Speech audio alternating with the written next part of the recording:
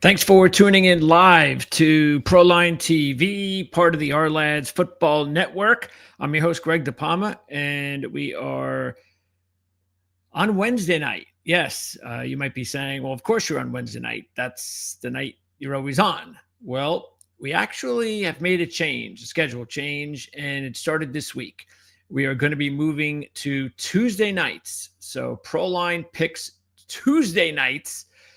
Officially began this week, but we decided a couple of reasons to return here on Wednesday with some of the information that we did not complete yesterday because we want to let all of our Wednesday viewers know that we decided to make the move before last week's show, which would have been the proper time to let you know. So we decided to hold off on our group of 5 games. That's what we're going to go over today. If you want to know what we talked about regarding Power 5 games and the NFL, you could check it out. The show is already in the library right here at Proline TV. And you can find out, just check the markers are on the screen. You know, if you have a specific conference or the NFL, college football, it's all there. And I'm not going to say this is permanent, but I think this is the direction that we are going to go. I'll check out the traffic. I mean, if the traffic was much better for whatever reason to stay on Wednesdays, then I'll do that. And I say for whatever reason, because I would normally think being on the air a day early would be beneficial for everybody, but we'll see. We'll give it a try and go from there. Okay. So we left off talking about the American, the AAC. So let's go ahead and do that. Let's pop it on the screen. The AAC standings. All right. We talked a little bit about the first game, Tulane and Texas San Antonio. And this will be a Thursday night game tomorrow. Let's take a look at the odds because the odds definitely could have changed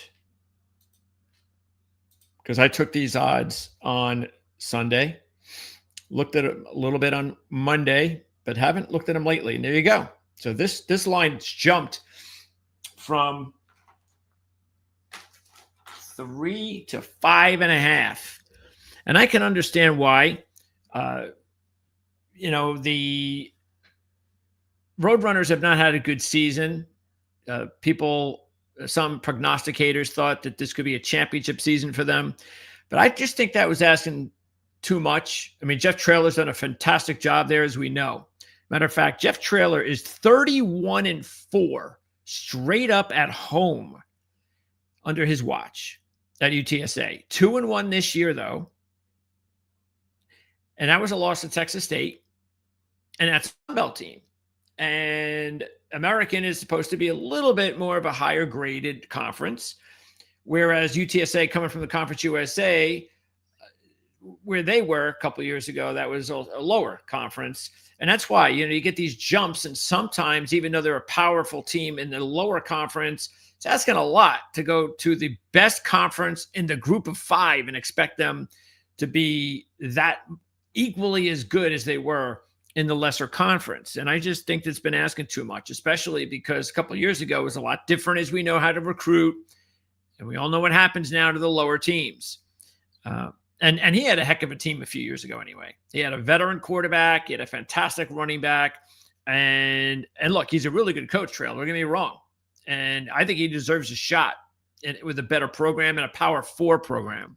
And with so many job opportunities popping up, maybe he'll get that opportunity. But he might just, hey, you know what? If he's getting paid well, it's the state of Texas, and maybe he'll remain. UTSA is also 3-2 straight up, 4-1 against the spread as a home dog under Jeff Traylor. And this is year 6 for Traylor. So they've only been a home dog 5 times. All right. And that's the thing that sticks out to me. And they're also coming a very unusual last couple of games. They blew out Rice by 48. Then they lose to North Texas by 38. So then they go to a bye, and they had a stew for a couple of weeks. So, look, I have not been overly impressed with Tulane this season. I didn't really think a whole lot that they were going to compete for the title. I thought they'd be right there, second tier, with South Florida as the champ. And it would be teams like Tulane and Memphis, Navy, those types of teams that would challenge. But Memphis was one of the teams that proved me wrong last week with the huge win, and we went over that a little bit early in the show. So we did talk a little bit of Group of Five talk because we went over some of the rankings, and I'm going to pop them back up here since this is Group of Five talk. We went over the rankings in the Group of Five, my updated rankings. We did not have them last week, so this is a couple of weeks updated. And of course, we've got Memphis sitting there at number 1. And there's Tulane at 5, and we dropped them from 3. I did not look at the Army win as a good win. They were a 10-point home favorite. It was a revenge game, and the game was 10-10 with like 5 minutes to go in the game. I mean, I'm sorry, but that's not good enough. And I don't think that, and I think at some point, maybe it's next week when they go to Memphis, and I do believe Memphis is going to beat Tulane next week. But at some point, I would not be surprised if they got upset. Not just lose to Memphis, but get upset. So this is a tricky game because of that. And now that the line is up to 5.5, I can't take Tulane, that's for sure. It's 3. I would have considered Tulane at 5.5 and getting what? 2-1 on the money line almost. I might consider Texas San Antonio. And here's the Memphis game after their huge win over South Florida. It's on a Friday night. It's 14. You're getting 440 for Rice. Now, Rice came through for us last week as one of our double-digit upsets. We had 3 of them last week. Rice was our winner, and we had a loser that was tough. That was North Carolina. We had them as beating Virginia. They go to overtime. They get the touchdown after Virginia scores and kicks the extra point, and North Carolina needs the 2-point conversion. They didn't need it. They could have just kicked the extra point, but I thought that was the correct call from Belichick, but they just couldn't get it done. So came up that short with 2 double-digit upsets. But hey, you know what? When you get, I think Rice was what? Was it close to 4-1? It was like 3 something last week. I forget what it was, but when you do 3 money line, double-digit money lines, and you get 1 win, you're breaking even. So that's okay. We could have had a big day if 2 out of the 3 hit, but breaking even's fine. If you got to break even, you break even, because we're going to have weeks under the double-digit scenario where you're going to lose, and it's going to happen. Okay, so Rice, look, what I'm getting to is it's going to be really tough for Rice to do it back-to-back weeks. It does not happen often. You know, when you winning double-digit upsets as a Group of 5 team back-to-back it's kind of rare. But Rice does have a few things going for them. They're 10-2 against the spread as a home dog in their last 12. 5-0-2 against the spread, if this is something that you think is important, on weeknight games, which is where they're, of course, playing tomorrow night. And they're 1-0 this year in a weeknight game. So again, 5-0-2. Now, this is the spread, not the money line, and that's why that's kind of I was talking about winning back-to-back.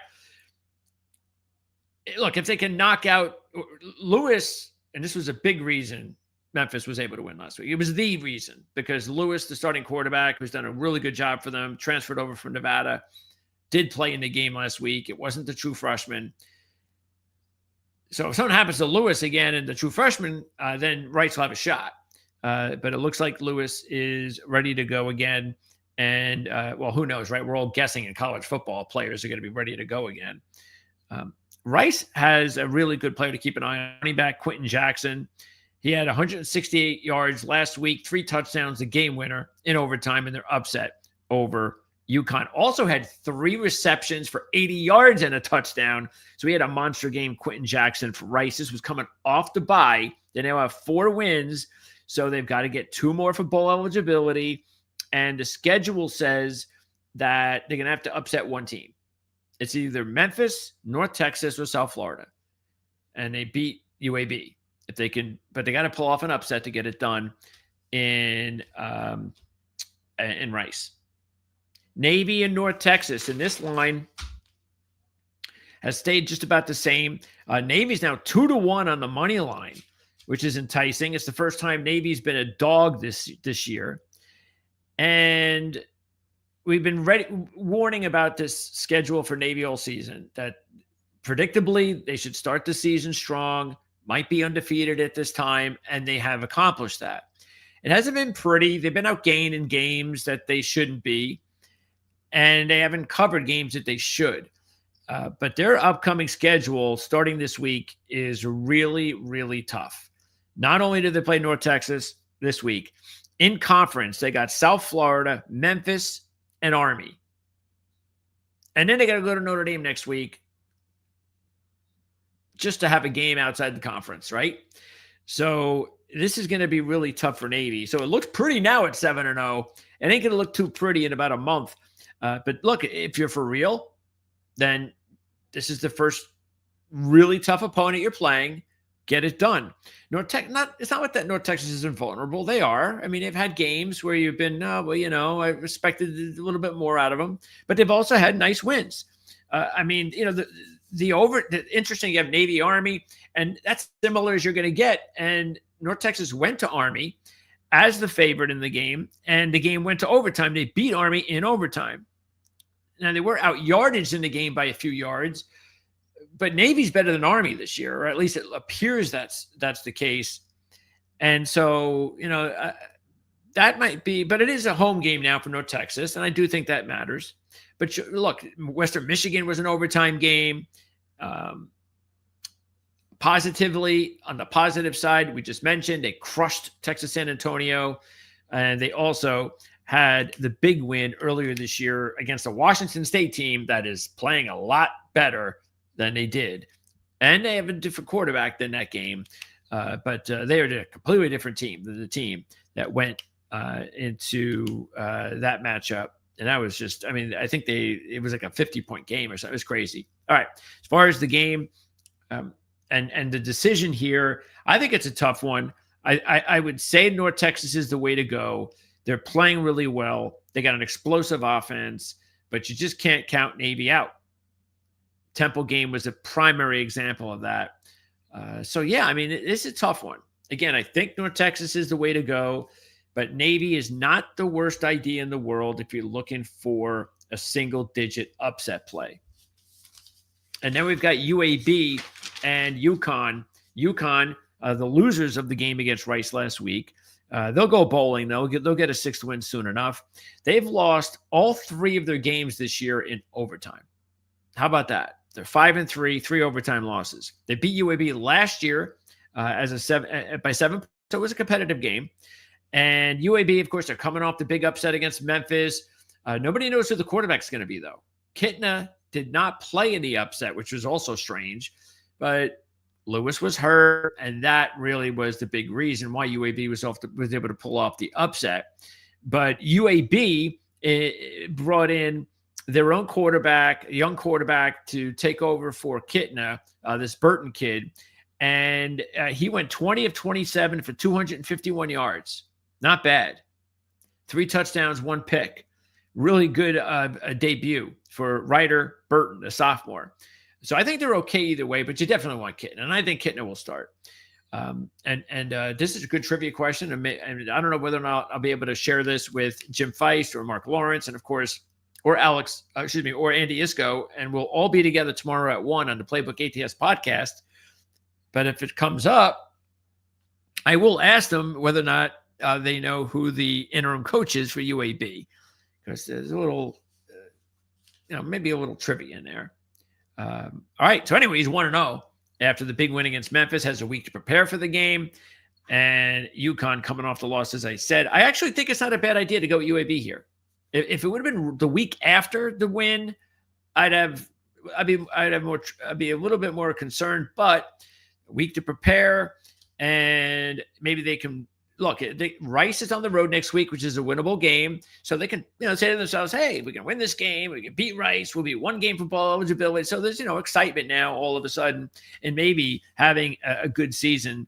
And I think that's good enough for me that UAB is not a bad cover play here this week. All right, now we got this rivalry here with Army and Air Force, and I'm a little bit surprised that Air Force is the favorite. Army has dominated the series recently. They've won 6 out of 8, and the last 2 wins, the last 2 years, they've beaten Air Force by 43-6 margin. They've given up 3 points in both games.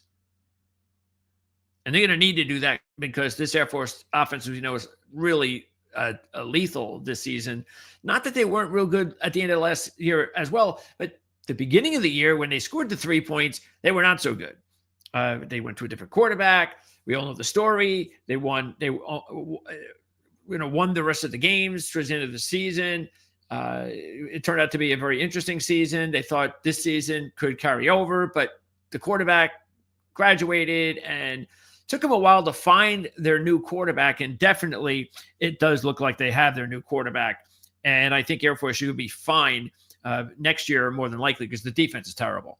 And Army look, they're not last year's Army team. We all know that. But I just mentioned 10-10 with Tulane with 5 minutes to go, 3 minutes to go, actually, even in the game at Tulane. That's pretty good.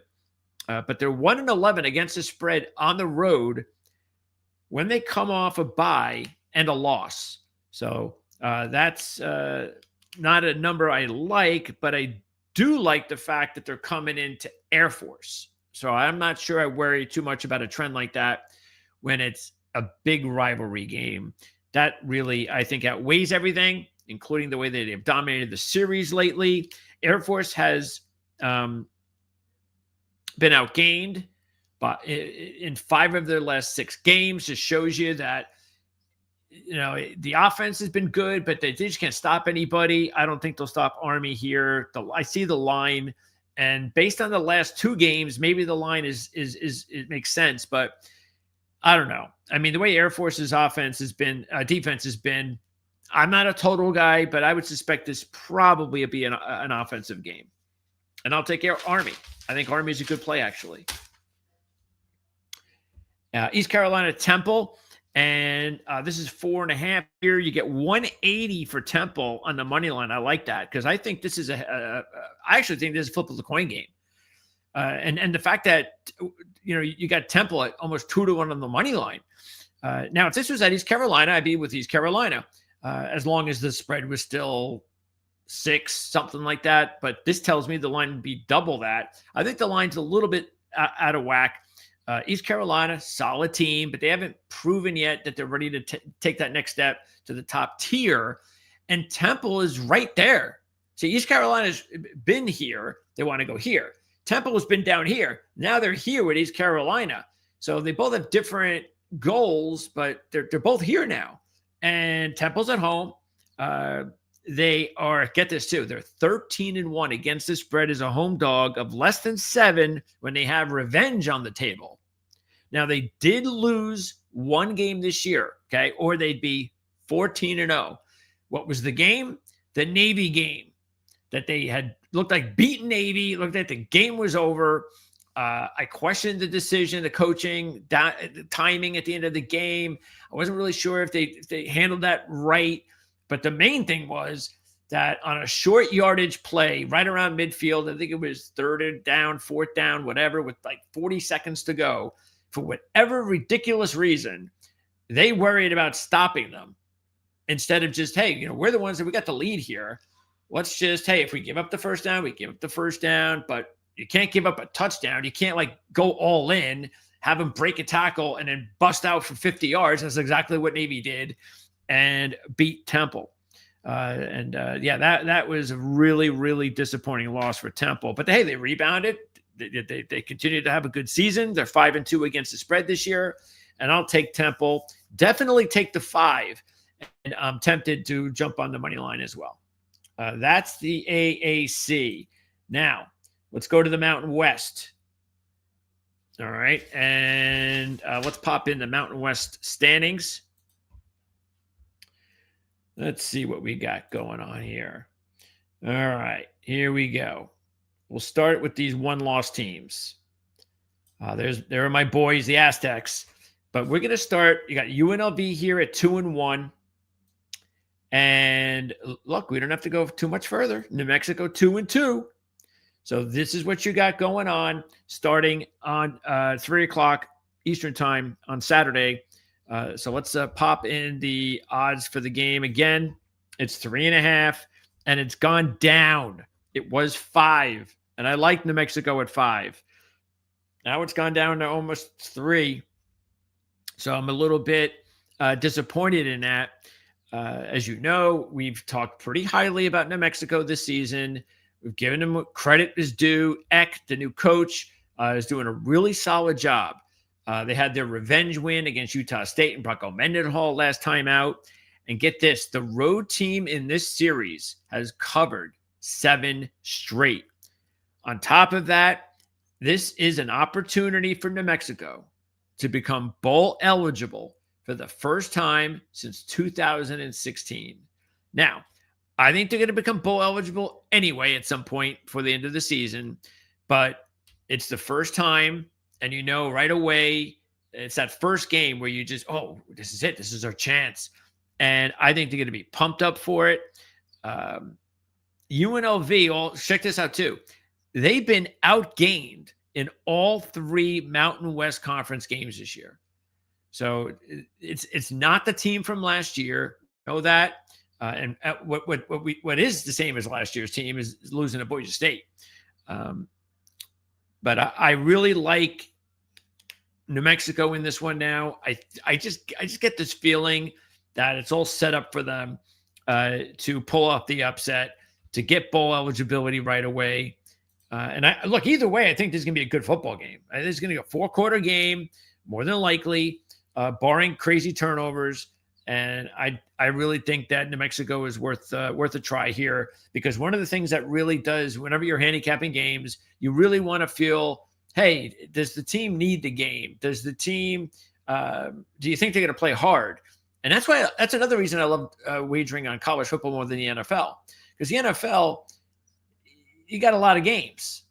In college, like every game matters. You don't take weeks off. You can have a bad week, but whether it's rivalries or whatever have you, you can tell, unless it's, blowout. I mean, 30-point spread, stuff like that. When you're going to get these kids to play hard. Most of these kids aren't going to the NFL. So every game matters to them.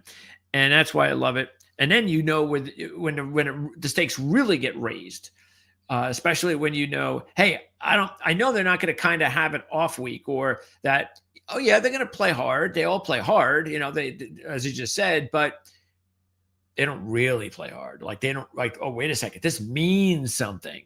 And that's where you were like, oh, right, I know they're not going to have like an off week. And that doesn't guarantee winning. Okay. It just means it helps. And that's why I think New Mexico is a solid play.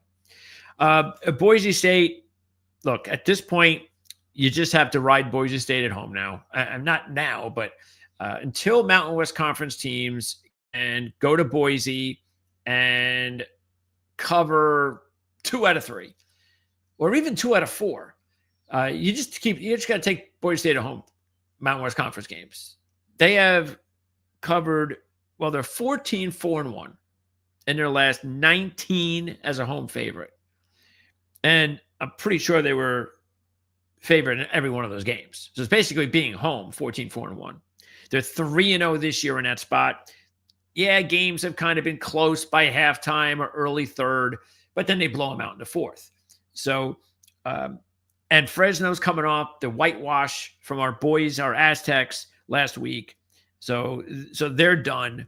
Just taking a look here, the unofficially done. Where are they? Here they are, 2-2, right by New Mexico. So you've already lost to San Diego State. I guess they can say to them, so, well, we can beat Boise mathematically. Sure. I mean, that's a driving force for the game. But after what happened last week, the confidence is just not going to be there. And they've dropped 4 straight covers overall. And you know who's up for Boise after the bye next week? San Diego State. When is the country going to catch up to San Diego State? Well, the odds makers caught up a little bit lately. Not enough still. This is just a fun season covering the San Diego State team. Sean Lewis has done an incredible job. The defense has been outstanding. They've been able to find a halfway decent quarterback, which is important. They've got a nice little running back. They're 3-0 straight up, 2-0 against the spread at home this year by a 121-24 margin with 2 shutouts.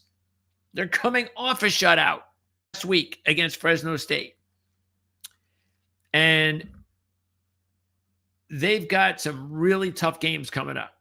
They're going to be at Hawaii and hosting the Boise State game that I just mentioned. So you just want to take care of business here. Just what's not in Wyoming, nice win last week that we did like against Colorado State. That was a good play last week. This is not. This is a major step up in competition for Wyoming, and this is not when they fared well. They've lost to Utah, Colorado, and UNLV, the only 3 teams on their schedule that they were, going up in competition. And they lost to those 3 teams by a 99-43 margin. And even in this run that they've had, 2-1 straight up, 3-0 against the spread, they've outgained all 4 of their Mountain West Conference opponents. But it's San Jose State, Air Force, and Colorado State as far as the last 3. And San Jose State has had a very disappointing season. They lost to Air Force, keep that in mind. A 2-win Air Force team. So, and I was on the road. So they go on the road especially, and they got to now raise the level of competition. 10.5 is not enough. Not enough. I think San Diego is really good here. Look, Jay Sauble, I think the jury is still out on him of whether he deserves another year. But he's just got to get Wyoming to a bowl. And if he can do that, he'll be fine. And I think he's done a solid job.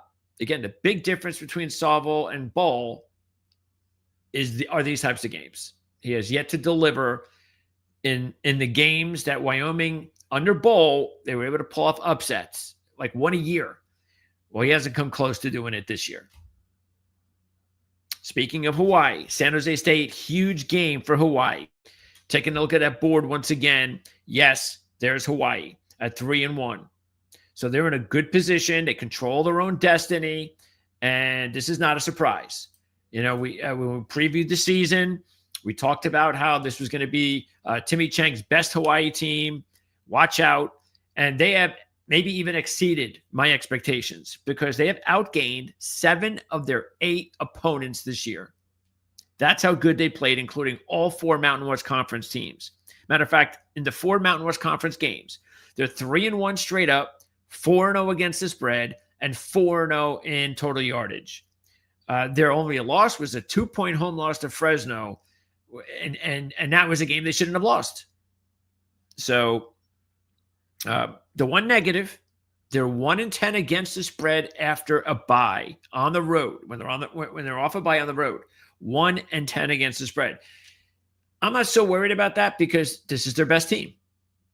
And those were not, most of those teams weren't as good. They're 6-1 against the spread this year, 6-2, of course, straight up.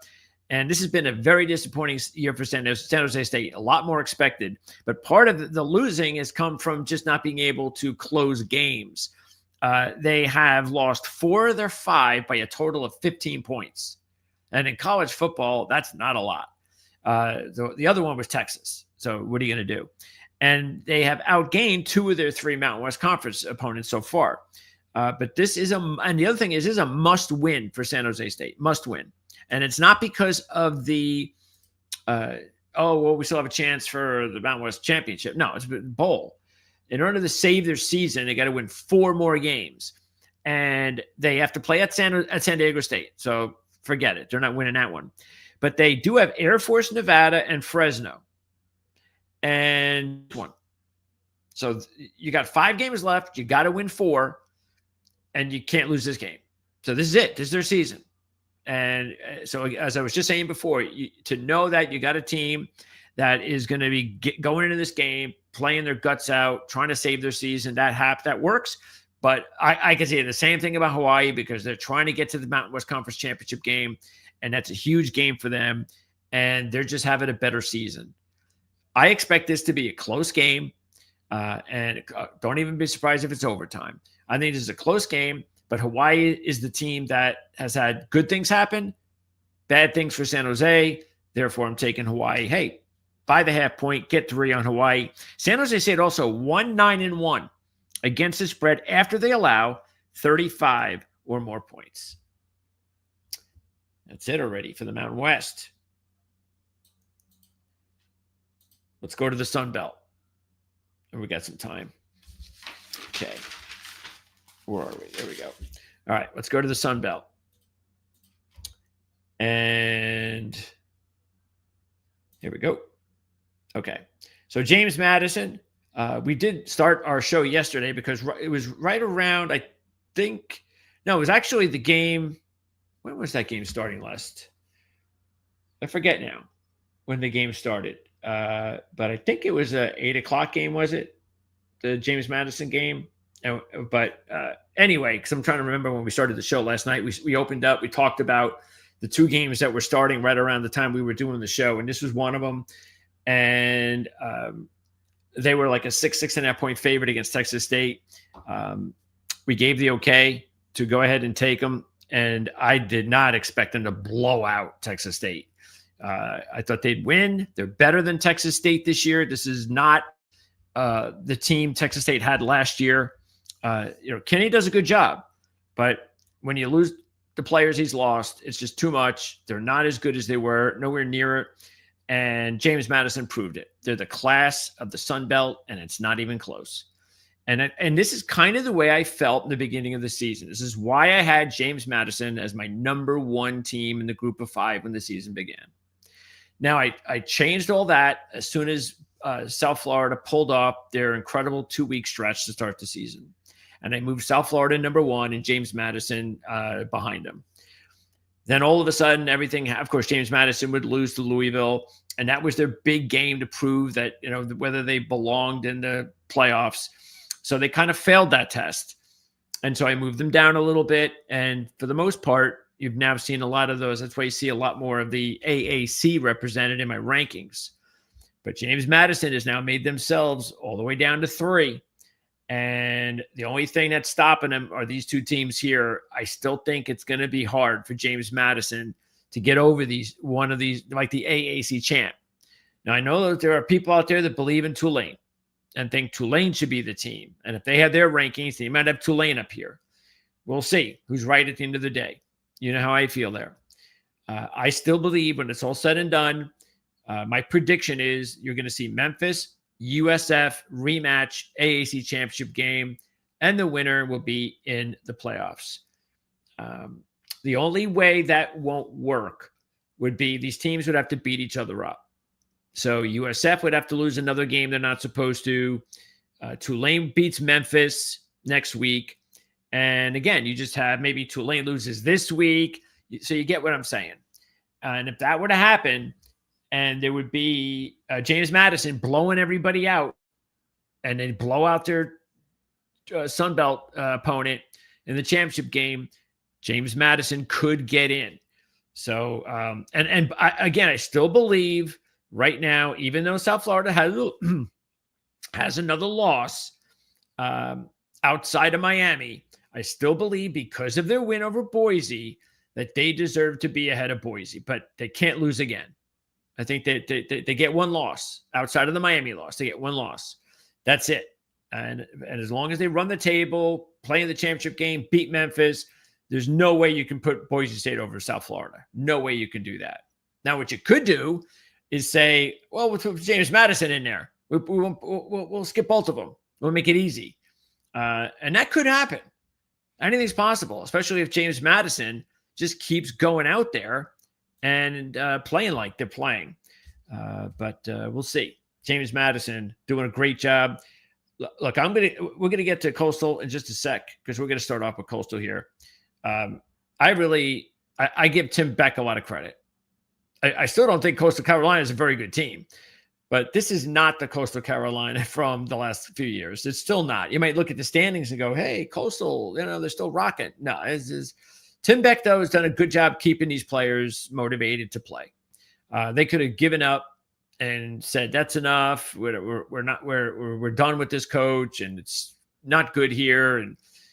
But that's not happened. Even though things have been very disappointing in Coastal from where they were and where they are, ever since Tim Beck basically took over, he's been able to keep the team together, and they're beating teams that are either right on their level or a little lower than their level. So they're not basically giving up. They're hanging in there. They're winning. They won a game they shouldn't have recently. And for him, good for Tim Beck. And I applaud that. This is a game, though, as you can see, Marshall started off at 4. Now, they ballooned up, and this is partly why. Sort of like the game we just opened up with the UTSA line that went up a couple of points, because I think initially it's like you got Coastal UTSA. There is, believe it or not, a brand name to them in the group of 5. But once everybody starts doing their homework, oh, wait a second. This isn't looking good at UTSA. This isn't looking good at Coastal. These lines go where they're supposed to the teams that are better than them and that have been more impressive. Because Marshall, in their last 3 games, they've had a really fun last 3 weeks. They lose to Lafayette in overtime. Okay.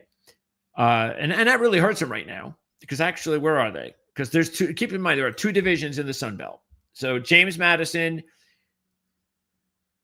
I have to take a look at their schedule, because you've got Marshall and Coastal, and they would have to lose one of those 2 games if they play either of those teams. And you would hope that they would play them in their division, but I don't know when they made up these schedules. So James Madison will play Marshall next week. Okay. So if Marshall wins this week, that's a huge game. All right. And it is at Marshall. And then the last game of the season for James Madison is at Coastal Carolina. So they got to go on the road to play the 2 teams that have the only chance to knock them off in the division. And that would be these 2 teams right here. So really the Coastal game means nothing if they lose this game. Same thing for Marshall. They lose this game, next game doesn't mean anything. Then Coastal's the team to look at. But I'll be honest with you, by the time we get to that last game, I haven't looked at the schedules for Marshall or Coastal, but by the time we get to the last game, more than likely, even if James Madison were to lose to, let's say they beat Marshall, and by the time we get to that last game, Coastal's going to lose again. So James, or even if let's say they lose to Marshall, James Madison next week, they'll still run the table because they're just too good, James Madison.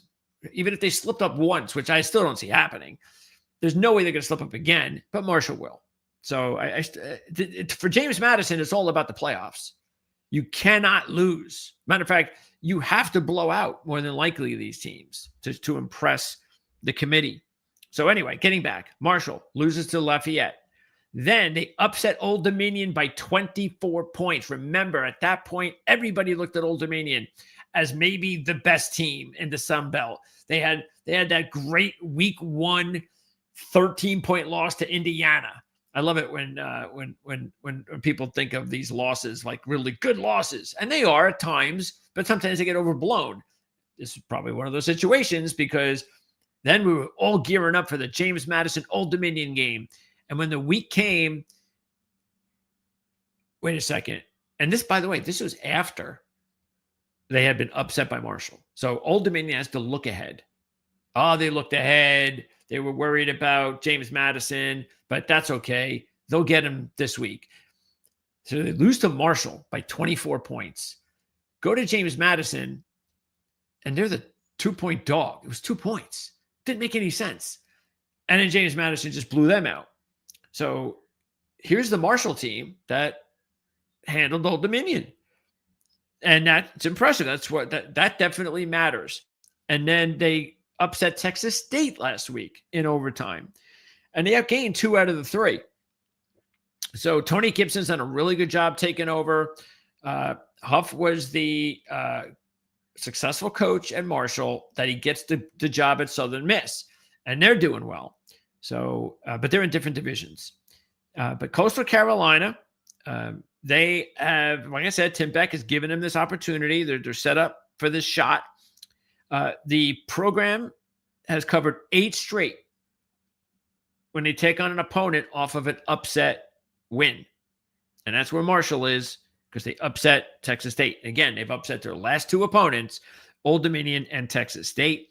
And Look, Coastal Carolina, actually, if you look at it, their schedule's okay. They will have, look, if they can beat Marshall, then that tells me that they'll be able to beat these next two opponents, Georgia State and Georgia Southern, even though the Georgia Southern one's on the road. And honestly, I think they'll lose that game. And I do think Marshall will win this game. Marshall is a better team than Coastal. As much credit as you have to give Tim Beck for what he's done, it's against who you've played. And I think the best team that they beat was the Appalachian State game, I guess. That's about it. But they've been disappointing. So I think when it's all said and done, Marshall's the team to beat here. It's just that the line is starting to get a little bit high, especially considering the last three games they've played. You get into that habit of playing close games, and sometimes that's what happens. So I don't know. I would still, honestly, I can't even believe I'm saying that I would give Coastal Carolina the benefit of the doubt, but I would, because now that the line's up to almost 7, I'd probably stay away from it. Here's that Old Dominion team taking on Louisiana Monroe. And, I'm starting to think about an upset here because Old Dominion, the season's now over for them. And I think we might have even saw some of that last week. So I mentioned the whole setup. Okay. So they had everything looked great for Old Dominion a few weeks ago, and then it's all gone to crap. So as soon as they got blown out back-to-back weeks, they come out of that and they go host Appalachian State. They're a 13-point favorite last week to App State. And that's the App State team, right, that lost to Coastal. Is that correct? Yes. That was a couple weeks ago. So that tells you right there about this, what Appalachian State, what kind of team they've had this season. Not really a good. This is not the same App State team. All right. So now so what that meant to me was when you're once again, you're a big favorite. The odds makers just keep making you a big favorite, and you keep or keep skewing the line to you, and you keep disappointing them. And it happened again last week. That's why at 18 points, I know Louisiana Monroe has not played as well as I thought they would, but don't forget how strange this was. Remember how we were shocked about how low the Northwestern line was like a month ago? It was like, why is that line so low? And Northwestern went on to blow out Louisiana Monroe. Look, Louisiana Monroe at this stage in the program, they're not a very good road team. Matter of fact, the only road game I'd give them an opportunity to win against a credible team would be their rivals at the end of the season. That's it. It's the only game I'd give them a shot because it's their rival. But they're at home, and they're playing a team that just apparently just is just not living up to what they did earlier in the season. They also have a bye next week, which could affect a team that really is already kind of thinking about what are we going to do with the rest of our what are we going to do here next year? They're already thinking about the future. Hey, it'd be nice to win, go bowl eligible, but they'll go bowl eligible. They'll figure it out by the end of the season. They're not going bowling. And they got Troy in a couple of weeks. That'll be a much better game. We'll get up for a Troy, but we got to get up for this game. And that's where I think Louisiana Monroe might be able to pull off an upset. This is a program that has pulled off upsets of this nature in the last 5 years. They've done it several times. Now, they did it with a different coach, but they've had that reputation. And don't forget, they haven't been to a bowl since 2012. They lost the opportunity last year when they had 5 wins and lost whatever they lost, 4 or 5 in a row to end the season or something, which was crazy. So now they got to win 3 more games. Now, they play South Alabama after the bye. And in other words, if they pull up this upset, they get South Alabama at home, meaning if we could beat Old Dominion, we can beat South Alabama. That would give us 5 wins. That means we got 1 more win, 2 games, both road games, Texas State, Lafayette. I don't think they're beating Texas State on the road. So, but the point is that in their minds, I think they could look at that as, hey, I think we have a chance. Last game, rival, if we can win that game. So if Old Dominion played to their capability, Yeah, I think they'd win this game and probably cover. But I'm thinking Monroe, I'll give him a shot. I'll just give him one shot. I've kind of stayed away from him for a month or so. And I'm going to go ahead and give him a shot here and maybe even go with the upset. So here's that Louisiana South Alabama game. I don't really have anything to say there. Troy, Arkansas State. I've been a big Troy backer, and they've made me look real good lately. They've won 5 straight up and against the spread. So we've made some good money on Troy in the last month. They got a bye next week. They get Old Dominion, as I mentioned, and they also get Southern Miss the last game of the season. Now, let's talk about the other division. We're going to have to move things along here because at the top of the hour for Penn State fans, I'm going to be joined by Marty Leap, and we're going to talk about the Penn State-Ohio State game coming up. We're also going to find out more about Penn State and their coaching search. All right, so in the West, this is it. As you can see here, it's pretty cut and dry. Okay, the winner of this game and Southern Miss. And so what I believe is going to happen, you're going to have Troy taking care of Arkansas State on Saturday, and then Troy, Southern Miss, last game of the season, will decide who will play James Madison in the championship game and will get the right to lose to James Madison. I still believe in Troy, but I do believe the 2 best teams from what I've seen this season are here. There's no fluke here. Arkansas State has definitely played a lot better. We liked them last week, as you know. So they're playing their best football of the year, but now they got to step up in competition on the road. I think it's asking a little bit too much here. And I also think Troy now, for the first time in a few games, is also like feeling, hey, we're at home. It's homecoming. Keep that in mind too. It's homecoming. And we're going to, this is a game that we could really feel confident that, hey, it's a good team, but we're at home. We're the favorite. Let's take care of business. And I think they're going to go ahead and do that. So I'm going to go ahead and take Troy and give the 7. All right, let's get to the MAC. Let's talk some MAC, everybody. All right. And this line, I thought this line might move, but it stays the same. Bowling Green by 1.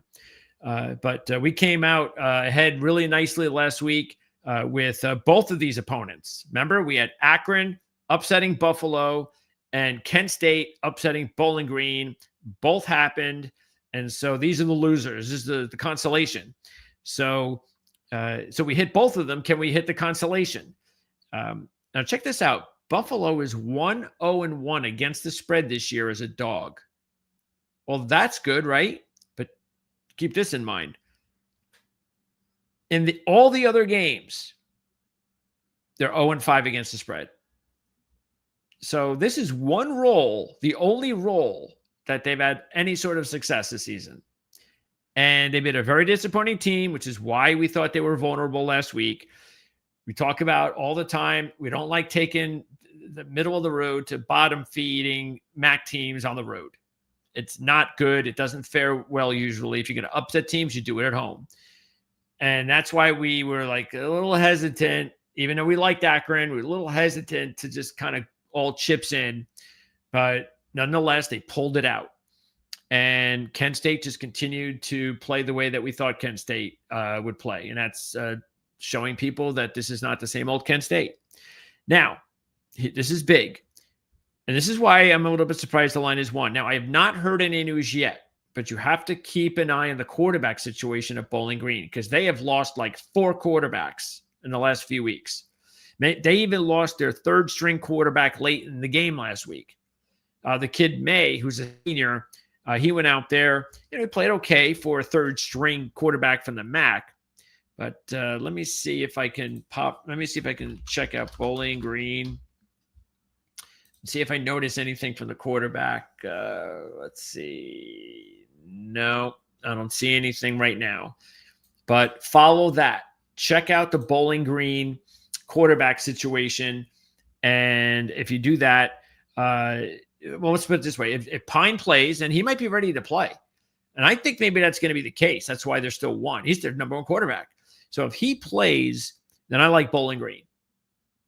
if Lucian Anderson plays, even though he played and started the game when they upset Toledo, I don't know. I'd probably just stay away, especially since Buffalo likes being the dog. But if Pine's the only one, I'll probably stay away from this game unless Pine plays. Pine plays, I'll take Bowling Green. And then this game, and I like the fact that the line is dropped because Western Michigan, really tough loss last week. Let's pop up there, the standings. Really tough loss last week to Miami. All right. And let's see, where are we? Here we go. So now that puts Western Michigan, with one loss, but they're not out of it. Okay. There's still going to be a lot that has to be, other teams are going to lose. Again, we don't know what's going to happen here. Maybe, let's say Buffalo loses this week. It's possible. But here's the matchup. Central Michigan, Western Michigan. Remember the beginning of the year, we told you about Matt Drinkle, the head coach at Central. I thought that was a really good hire. Comes from Army. I thought the transition worked out well. They start the season with the upset at San Jose State.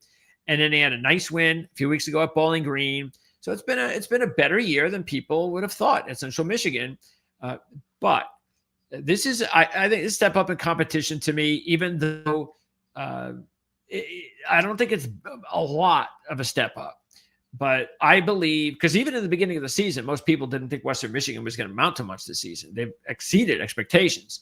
But I don't think that one loss, which was a close loss to Miami in a game that they could have won, they had the lead, and Miami just beat them up in the fourth quarter, just ran away with the game late. I don't think that's going to destroy their season, basically one quarter. So I like Western Michigan. I like the fact the line has gone down. They're also 6-0 against the spread as a home favorite since the 2023 season, 1-0 in that role this year. And if they do win this game, next up, not this up next Saturday, but the Tuesday after next week, Ohio. All right. So really, they're in a situation they can knock off Central. They can knock off Ohio. Get Buffalo. I don't even know if they play. What's their situation with Buffalo? They do not play Buffalo. So, but I think Buffalo will lose because that's what they've done all season, whether it's this week or in the next couple of weeks. So Western Michigan's okay. They can rematch. And I actually think that's what's going to happen. I think you can see a rematch. Now, look, we could get Ohio and Miami again. Oh, wouldn't that be great? But that game, Ohio, it's going to be a home game. It's going to be on Tuesday night, and I'm taking Western Michigan. So I'm going to say it's Western Michigan, Miami rematch MAC championship game, and that means they're going to have to win this game. And I'm going to take Western Michigan and the cover against the Chippewas. What an awesome nickname, the Chippewas. And we wrap up. Actually, I think we might have a CUSA game, but this is a really game that we like. Washington State. It's 3.5. And we really like, what we feel about Washington State by now. So we're all in on Washington State. They came through for us last week, blew out Toledo, and they're now 9-1 against the spread off a straight up win. When they take on an opponent with a winning percentage of 3-3-3 or less, that's exactly what Oregon State is. They're a weak team with one win. What's also important to note, look, they're 1-5-1 against the spread on the season. That shows you they've been a very disappointing season. They've fired their head coach, as you know. Not good. No, look, they've had moments this season where you thought that they were a 500 type bowl team. But that's the reason they fired the coach, because they've underachieved. They actually don't remember they had a 2-touchdown lead against Houston just 5 weeks ago, something like that, or a month ago. So they have the talent to win a game like this, which is the reason why it's only 3.5. But you know what? They haven't done that. They've lost these games. So every time it comes down to it, if this is a close game in the fourth quarter, well, which team feels confident and which team doesn't? It's obvious. Also, remember, in the last 3-point loss to Ole Miss, 2-point loss to Virginia, blew out Toledo. That's a heck of a last 3 weeks for Washington State. They got a bye next week, so they're going to be able to get, because they've had a pretty, it's been pretty tough for them, some travel and all that. But they don't have to travel too much here. And this is one of 2 meetings with the Beavers. Remember, because of the scheduling situation, everything, the way it's all a weird thing. They got to play the Beavers twice this year, sort of like an NFL schedule. So they get them at home at the end of the season. But the clincher for me is Washington State, with everything that's gone right for them this year, even though they had that terrible loss at the beginning of the season and everybody's still scratching their heads about the North Texas game. But everything I just mentioned that's gone so well for them, even the losses, those are good losses. I know they don't feel good, but those are good losses. They're 4-4 on the season. You know, if they were 6-3, or it was the last game of the season and they were already bowl eligible, I might think a little differently. But I don't think differently at all here. They can't lose this game. They can't afford that. I mean, you know, they're trying to build something. They're proud. They've got a good team. And I just don't see it. I don't see them letting down here. Keep in mind that they do get Louisiana Tech after the bye, so that's definitely a win game.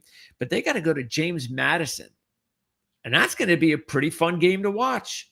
If both teams win out until they play that game, that's going to be a good game. And that'll be a huge game for James Madison. As I said, they can't go to the playoffs with a loss. They've already got one. They can't get a second loss. They get a second loss, they're done. They're not going to the playoffs. Anyway, 3 points. It's all I got to give in this spot. If you want, go ahead with the money line. That's the Jim Feist way to do it. I have no problem with that as well. But I don't have any problem giving 3 here. Again, I think the only way this is a close game in my mind is you're going to have to get something. They're going to have to bring Washington State down to Oregon State's level. Maybe it's a sloggy day in Oregon, and that does happen. Turnovers, ugly game, atmosphere, that kind of thing. And if you get into that type of a game, and it is a late night game, maybe it should be cool. Then, but I just that's the worst case scenario. I don't think that'll happen though, but you never know. Anything's possible in college football. And last thing, as far as the Conference USA, the Liberty-Delaware game is an intriguing game. Keep in mind that Liberty has covered 8 straight as a home favorite of 14 or less following a straight-up win, and they have already covered in that spot, in that same role this year. And Liberty still has a chance. Let me just pop this up quickly because I got to run. You can see Liberty is still in contention here at 2-1. Delaware is not. They're 2-2. So it looks like there's our boys at Kennesaw State. As you know, we've been behind them for the past month at this point, and they're the team to beat. Now, I don't know if Jacksonville State, Western Kentucky, I think any of these teams here have a shot to play Kennesaw State in the championship.